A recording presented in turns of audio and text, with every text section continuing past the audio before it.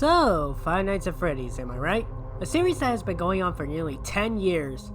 Jesus, it's almost 10 years old and it's getting a movie this late October.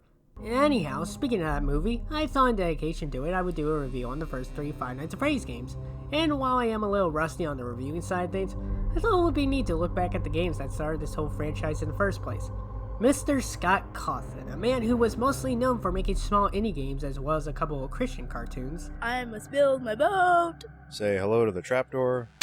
Cawthon would create a game simply called Chipper and Sons Lumber Co., which to this day I still don't know what this game is all about, but apparently it received low reviews, with a ton of people saying the character designs and animations creeped them out, and remind them of those old Chuck E. Cheese animatronics, which, to be fair, while I haven't seen one in person, from the videos I've seen, Jesus Christ, they're scary.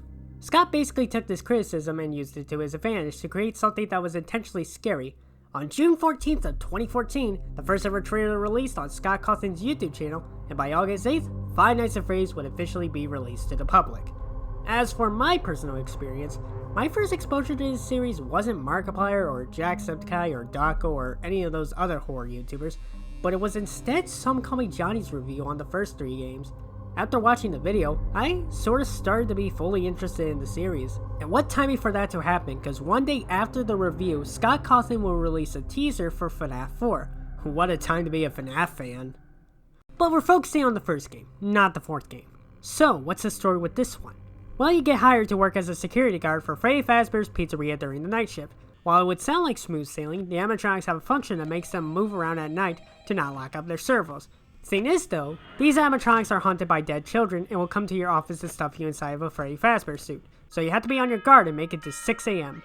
And that's pretty much it for the story. Sure, there are mentions about a body of 87, more info on the dead kids, and the guy on the phone dying to one of the animatronics, but lore-wise, this is one of the tamest of the games. Most likely because this was the very first game, but trust me, when we get to the later games, things get nutty. As for the gameplay, it's pretty simple stuff. You swipe down to pull up your camera and can click the buttons on the map to change the camera. You also have 2 buttons on each side of your office. The white button turns on the lights and the red button closes and opens your steel doors. You also have a power meter down in the corner of your screen. Once the power reaches 0, the entire building will go off and Freddy will show up to play the Toreador and March before killing you, so be sure to watch your power. You mainly have to deal with 4 animatronics: Freddy Fazbear, Bonnie the Bunny, Chica the Chicken, and Foxy, and they all have different ways to deal with them. Bonnie and Chica are probably the easiest ones to deal with. If they're at your door when you turn on the lights, just shut the door on them until they leave. Bonnie always comes from the left, while Chica comes from the right. They also sometimes tend to linger by the door. Sometimes it could last a minute, and others, oh, she's gone. The bigger threats are Foxy, and especially Freddy. Foxy will stick his head out of Pirate's Cove before making a mad dash to your office. He's pretty easy to deal with if you're calm. When he's out of the code, close your left door, then go to cam 2A to trigger him to run. However, when he does this, he drains more of your power, so be careful. Freddy is a little more annoying to deal with. He doesn't become active till night 3, but the way he works is that when he laughs, that means he moves somewhere. If he makes to your right door, you gotta make sure to keep that door closed, otherwise you'll become a Fazbear sandwich. That probably could have been worded better. Another thing to know is that Freddy and Foxy won't move much if you keep your eyes on them in the cameras. So the best strategy for this game is flip up the camera, look at Pirate's Cove, then check Freddy, then check the lights. After doing that for 5 nights, you then get your paycheck of $120. Which by 90s standards, that is a little over minimum wage. All that work and it was just for small cash. That's just sad. But after that, you get an additional 6th night where the animatronics are even more aggressive than before. I also managed to get the Yellow Bear's secret jump scare during this night, which was pretty neat. Oh yeah, the original name of this Freddy recolor was originally Yellow Bear, but people kept calling it Golden Freddy and it just stuck. When you complete the 6th night, you get paid for overtime for an additional 50 cents. Huh. Listen, I'll let you somewhat slide for that first paycheck, but 50 cents for overtime? That's gotta be illegal. Well, you know what? Screw the establishment. I'm gonna do a 7th night and mess with the animatronics AI settings. That'll show them. They don't know not to mess with me or my name isn't— oh, I got fired. Oops.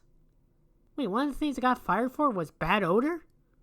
What the fuck? And that sums up Five Nights at Freddy's, and had such a big impact that about a month after FNAF 1's release, Scott would post a teaser image for FNAF 2 on September 18th, 2014. God, I remember these things so much. Whenever a new FNAF game was in the works, Scott would post a teaser image on his Scott Games page, and these were really fun to dissect. Sometimes there could be a secret in the website's code, or just brighten up the image and you can see some secret stuff.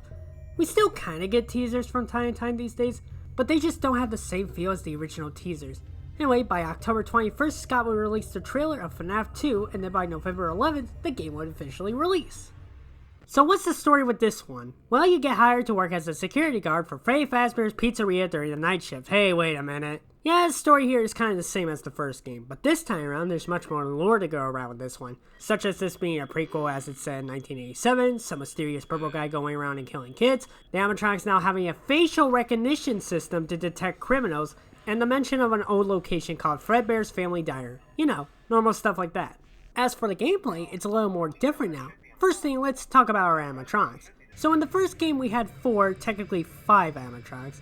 In this one, you have a total of 11 animatronics to deal with. Toy Freddy, Toy Bonnie, Toy Chica, Mango, Balloon Boy, the Puppet, Wither Freddy, Wither Bonnie, Wither Chica, Wither Foxy, and Golden Freddy. Thankfully though, most if not all these animatronics are easy to handle for the most part, as most of these guys have similar patterns with one another, with the 3 unique ones being Foxy, the Puppet, and Golden Freddy. Before that though, what tools do we have on our person?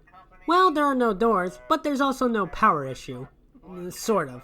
But you still have your cameras and lights. You also have 2 new items, a flashlight and the Freddy mask. These are your main tools that you'll be using against these animatronics. Whenever an animatronic gets in your office or hangs around in the vent, you just quickly slap on that Freddy mask and they'll go away. But sometimes you gotta be quick on the draw with it, otherwise they'll get you, especially with Wither Chica. God, I swear, Chica is the worst when it comes to this. On night 4, I died to her like 3 times even when I could've sworn I put on the mask quick enough. Hell, I got on one of the death minigames because of her, as well as the rare Freddy boot up screen. Meanwhile, with your flashlight, this is mainly used for Wither Foxy. If he appears in the front hall, just flash him a couple of times and he'll walk away. However, you should use your flashlight sparingly as it does have a limited battery. Speaking of characters with a unique way to handle them, might as well mention the others. In order to keep the puppet at bay, you go to the prize corner room in the camera and wind up the music box. As for Golden Freddy, if he appears in your office, just quickly flip up your camera and he'll simply disappear. After finishing 5 nights, you get another minimum wage paycheck of $100.50. Seriously, what is with these pizza field desk jobs only costing a small amount of cash? You also unlock Night 6, which adds in Golden Freddy to the mix of animatronics you face off against. And after being Night 6, a newspaper article pops up saying that Freddy's is closing down, and you get an overtime paycheck of $20.10. Well, at least it's better than a 50-cent overtime paycheck from the first game. And just like the first game, you can gain access to Custom Night. However, this time it now has different challenges you can complete. And by beating these challenges, not only do you get fired again, but you also get plushies on your desk depending on what challenges you complete. And that's pretty much all FNAF 2 has to offer, and after almost 2 months, on December 6th, Scott would post a darkened teaser image featuring the number 3, and then later next month, on January 3rd of 2015, we get our first ever teaser of FNAF 3 with what appears to be some sort of broken down animatronic. By the 26th of the same month, Scott would then release the trailer of Five Nights at Freddy's 3, and after a couple of more teasers, the game would then release on March 2nd of 2015, a mere 4 months after FNAF 2's release. And I understand that Scott basically just uses the same code between all of his games, but the fact that he puts these out in such quick time is kinda scary. Reminder that it's only Scott making these games at the time. What a crazy man. Anyhow, our story is a little more different this time around, as it takes place 30 years after FNAF 1's location shuts down, and a new horror attraction called Fazbear's Frights is almost ready to be opened. You get hired as a security guard for this place and to make sure that everything will be ready to go. While nothing much happens on your first night, the dude on the phone says that they'll hopefully have something for tomorrow night when they go to one of the old locations. Your first night basically acts as a tutorial to help you get settled in on this new setup. You mainly have 2 things to look at, your camera system and your system restart panel. When on the cameras, you have 2 other options besides looking through the different rooms. You have fent cams that allow you to look in the fence and close off any fent, and an audio button which plays a sound in one of the rooms. More on what they fully do later. Meanwhile, your restart panel is used to reboot systems, like your audio, cameras, and ventilation. After your first night ends, you are then treated to a minigame where you play as one of the animatronics and follow around this Shadow Freddy before getting an error from trying to enter a room, and then getting dismantled by the mysterious purple guy. This happens for all of nights 1 through 4, but something changes with night 5's minigame, but I'll talk about that later. Night 2 starts up and the phone dude tells us that he found some old trainer tapes featuring the dead phone guy, as well as one of the coolest animatronics within the Five Nights at Freddy's series, Springtrap. This old worn out rabbit animatronic with weird pink bits here and there is probably one of my favorite designs throughout these games, and this guy is your main threat. That's right, there's only one animatronic this time around, and that may sound simple, but remember, you don't have any doors, nor a Freddy mask to trick him. This is where your audio button comes in. While Springtrap is on the move to your office, if you press the audio in the room he was in previously, he will immediately go and follow the sound no matter what. Hell, there was one point where he was standing right outside my office window and stared me down, only for me to press the audio button in Cam 2 and he would just walk away. Man, I can't believe me and Springtrap have something in common. ADHD. When I get you, you will learn nothing but fear. Hello? Could you excuse me for a second? Got a blast! How did that work? No, boo-boo. I'm just a figment of your imagination. Oh yeah, I should probably mention those guys too. So while you're dealing with one animatronic, there's also the appearance of the Phantoms. Freddy, Chica, Foxy, Balloon Boy, Mangle, and the Puppet. And each one has a different way to handle them. Chica, Balloon Boy, Mangle, and the Puppet usually appear in the cams. And the best way to deal with them is to click away to a different room quickly. While Chica, Mangle, and the Puppet are only stuck in certain rooms, Balloon Boy appears in all of the cameras. Meanwhile with Freddy, he will be seen walking around outside the office window. Just mainly focus on your cameras and maintenance panel and you'll be fine. Foxy is a weird one, because originally I thought that there was no way to avoid him. Little did I know that when you see him in the corner of your eye, you just simply open up the camera and he just dips on out. There are two good things when you get jump scared by the Phantoms. You don't die and they don't appear again for the whole night, but it does cause an error to one of your systems, so make sure to reboot the systems whenever you can. After dealing with this for 4 nights, not counting the first night since nothing really happened, a minigame starts up and instead of playing as an animatronic, you play as a ghost. Now when you head up to the room you weren't allowed to enter, you can walk in and see the purple guy standing next to a yellow rabbit suit? After chasing him around, he runs over to the suit and puts it on laughing before... Wait a minute. This old worn out rabbit animatronic with weird pink bits here and there? Oh my god! He's Freddy Fazbear! Yep, that Springtrap animatronic you were facing off against? Inside was the purple guy's corpse. After all that, you get the bad ending? Yeah, so there are 2 endings you can get in this game, and the way to get the good ending is by finding secret minigames throughout the night, like clicking on Balloon Boy's drawing, or putting a button combination into an arcade machine. How about using this panel as a keypad? Sure, why not? After getting all the minigames completed, you then get the good ending, accompanied by one of my favorite songs in the whole series. The name of it is Don't Go, and it's a lovely piano piece that truly makes it feel like you freed these animatronic souls.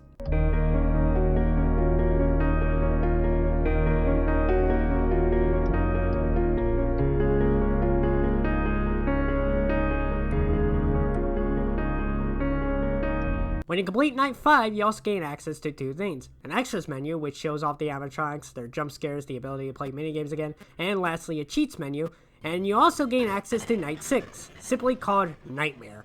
After beating this night, you get a newspaper article saying that Fazbear's Frights has burnt down to the ground, and by brightening up the image, we can see Springtrap in the background, most likely coming back at some point in a future game.